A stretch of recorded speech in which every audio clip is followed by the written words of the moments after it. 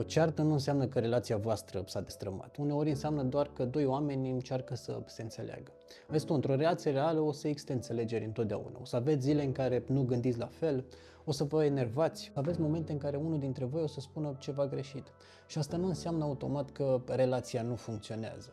Problema nu este că vă certați. Problema este cum vă purtați unul cu celălalt atunci când vă certați. Poți să fii supărat și totuși să respecti omul de lângă tine. Poți să ai nevoie de puțin timp și totuși să revii la discuție. Poți să spui mai rănit fără să spui nu mai vreau relația asta. Pentru că într-o relație nu trebuie să câștige unul și să piardă celălalt. Trebuie să încercați să înțelegeți ceea ce se întâmplă între voi. Și poate asta uităm cel mai des. Nu alegi un om o singură dată. Îl alegi și în zilele bune și în zilele în care pur și simplu te enervează și când nu sunteți de acord. Dar și când trebuie să lăsați orgoliul deoparte și să spuneți hai să vorbim, nu vreau să ne pierdem din cauza unei neînțelegeri.